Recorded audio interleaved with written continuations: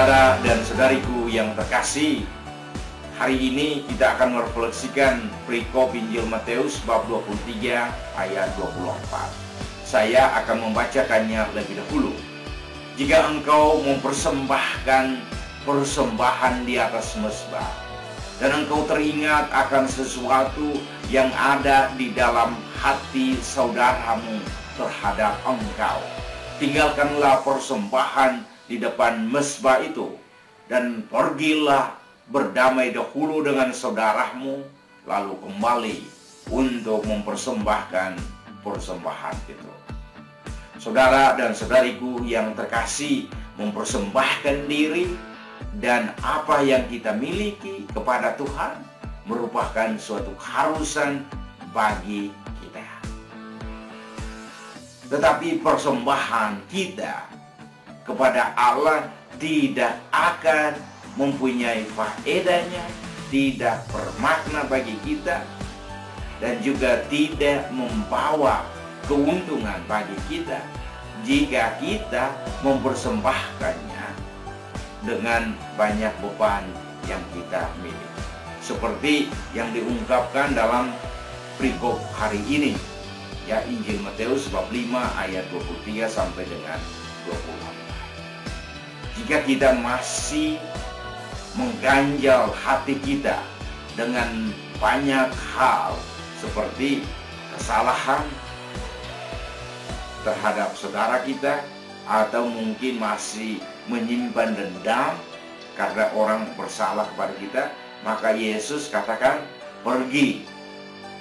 Ya, Yesus mengajak kita untuk mengusahakan perdamaian yang benar dan tulus dengan sesama lebih dahulu sebelum kita mempersembahkan persembahan kita, sebelum kita mempersembahkan diri kita.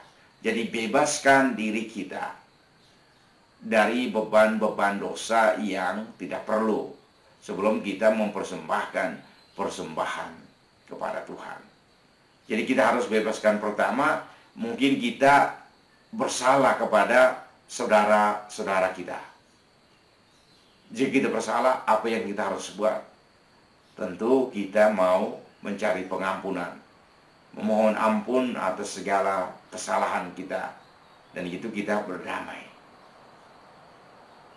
Kemudian yang kedua, jika ada orang yang bersalah terhadap kita, tetapi kita masih menyimpan dendam, masih menyimpan salah-salah mereka di dalam hati kita, sebaiknya kita harus mengampuni mereka, membiarkan itu. Dan sesudah melakukan segala sesuatu yang diminta oleh Tuhan, ya, yang mengganjal kita, kita membebaskan diri dan kita akan kembali mempersembahkan persembahan kepada Tuhan. Jadi saudara dan saudariku yang terkasih, mempersembahkan diri, mempersembahkan apa yang kita miliki, ini penting. Dan fungsi atau faedahnya sangat besar untuk kita, di mana bahwa kita selalu bersyukur kepada Tuhan atas apa yang kita miliki dan apa yang ada dalam diri kita. Lebih dari itu juga, bahwa kita mau bersyukur kepada Tuhan, ya, bersyukur kepada Tuhan atas segala kasih karunia Tuhan kepada kita. Dan juga saudara dan saudariku yang terkasih, di sana sebenarnya kita merasa tergantung kepada Tuhan, bahwa apa yang ada dalam diri kita, apa yang kita miliki, semuanya berasal dari Tuhan, dan kita mempersembahkan kembali kepada Tuhan. Inilah saudara dan saudariku yang terkasih, persembahan kita akan menjadi persembahan yang bermutu, yang berharga, yang berrahmat jika kita membebaskan diri kita dari segala belenggu dosa yang mengekang kita, yang menarik kita dari belakang. Seperti kita maju kepada hadapan Tuhan dengan hati yang tulus, dengan hati yang lapang, dan mempersembahkan diri dan persembahan. Itu persembahan yang benar.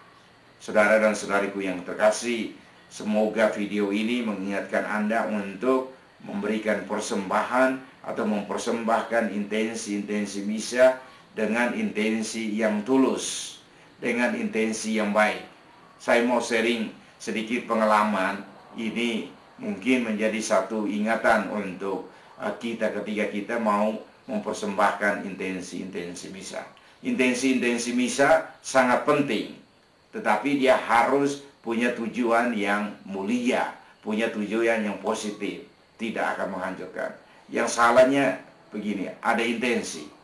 Ya, orang menulis intensi, dia berdoa semoga Allah mengutuk orang yang bersalah terhadap dia, atau mengutuk orang yang mencuri sapinya. Saudara dan saudariku yang terkasih, kita tidak bisa meminta Allah untuk mengutuk orang yang berbuat salah terhadap kita. Allah pasti tidak akan melakukannya. Nah, yang benar saudara dan saudariku yang terkasih, kita mempersembahkan intensi misa dengan memohon Tuhan untuk merubah hidupnya, untuk merubah pandangannya, untuk merubah sifatnya, sehingga dia tidak lagi menjadi pencuri, tetapi menjadi orang baik. Ini mungkin persembahan yang baik, doa yang baik, intensi misa yang baik. Tetapi kita tidak bisa meminta Allah supaya menghukum orang itu, atau mengutuk orang itu, atau meminta supaya Tuhan Allah mengambil hidupnya. Dan ini bukanlah satu persembahan yang baik.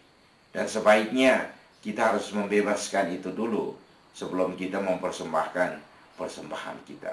Jadi ini salah satu contoh kecil yang mungkin menjadi ingatan untuk kita, ya, menjadi satu peringatan untuk kita, untuk supaya kita mau mempersembahkan intensi misa atau persembahan kita secara benar. Secara benar adalah kita mau berdoa untuk diri kita, kita mau meminta dari Allah, kemudian berdoa untuk orang lain secara baik. Sekalipun dia itu berbuat dosa terhadap kita, bersalah terhadap kita, tapi kita mau mendoakan. Maka Yesus di sini katakan apa? Kita mendoakan musuh-musuh kita, mendoakan supaya mereka bertobat, mendoakan supaya mereka menjadi orang baik. Kita tidak mendoakan supaya Tuhan mengambil mereka, Tuhan mengutuk mereka, Tuhan memberi sanksi yang besar terhadap mereka. Itu bukan tugas kita. Dan juga itu bukan tugas Tuhan, saudara dan saudariku yang terkasih.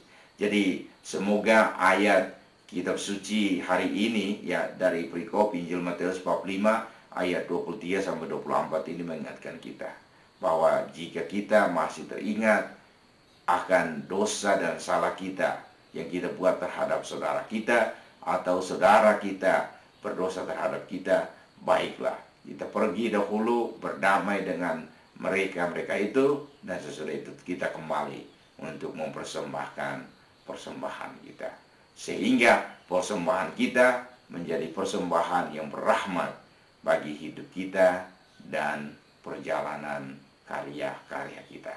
Akhirnya saudara dan saudariku yang terkasih, saya mengucapkan banyak terima kasih. Semoga Tuhan memberkati Anda.